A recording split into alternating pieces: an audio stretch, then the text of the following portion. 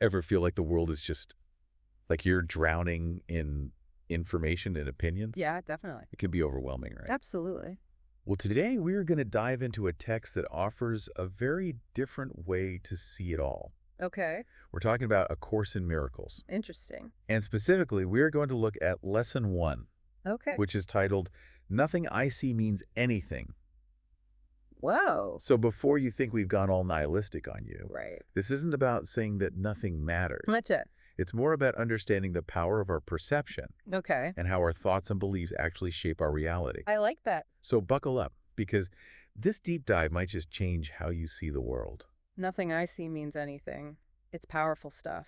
It is powerful stuff. It really challenges us to recognize that the world we experience is really filtered through our own lens. Okay, I'm intrigued, Mm. but also a little confused. Yeah. So it's not saying that what we see isn't real, right? Exactly. It's more about acknowledging that our perceptions are subjective. Subjective. Yeah, it's like looking through colored glasses. Okay, The world itself doesn't change, but the way we experience it does. okay, I can see that. And A Course in Miracles, by the way, is a spiritual text. Okay. It emphasizes things like self-awareness and forgiveness as paths to inner peace. I see. It's not tied to any specific religion, Gotcha. but it does use some Christian terminology. Okay, that's helpful context. Eh. So how does this colored glasses thing actually play out in real life? Well, imagine you're walking down a crowded street. Okay. Do you see chaos and stress? Yeah, I can see that. Or do you see a collection of individuals, each Around. with their own unique story? Yeah. Same street, different perspective. I'm starting to get it. So it's not about ignoring what's happening around us. It's No. more about understanding that we have a choice in how we interpret it. Exactly. And A Course in Miracles suggests that by shifting our focus inward, detaching from those kind of knee-jerk judgments, it allows us to see things with fresh eyes.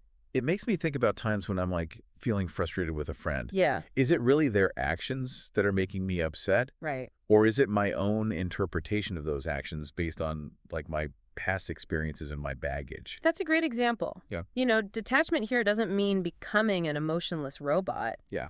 It's about creating a space Okay. between our feelings and our reactions. Right. And that allows us to respond to situations with wisdom Instead of just like instead of just reacting. reacting. Yeah. The Course even offers a practice called the observation exercise to help with this. Okay. You take a few moments to just observe your surroundings. Like what kinds of things?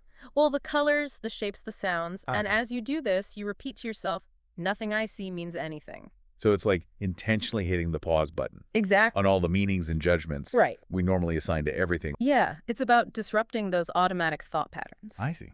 This allows us to see the world more clearly, Yeah. and then we can choose our responses more consciously. Okay. That makes sense. Yeah. But how practical is it to like constantly question our perceptions Sure. in everyday life? Right. I mean, life moves pretty fast. It does. It's not about overanalyzing every single thing. Yeah. It's more about cultivating an awareness of how our perception shapes our reality. Yeah. And the more we practice this, the easier it becomes to Right. catch ourselves in those moments of judgment. Yeah. And then we can choose a different perspective. So it's like building a new habit of mind.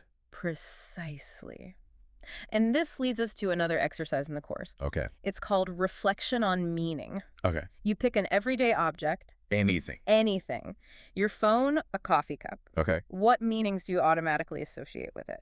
Okay. So let's say a phone. Okay. I think of like connection information, maybe even a little bit of distraction. Exactly. Now, are those meanings inherent to the phone itself? Or are they projections of your own experiences Yeah. and the culture we live in? Whoa. I never thought of it that way. Yeah, It's like we're all walking around assigning meanings to everything, right. but those meanings aren't necessarily fixed. Yeah.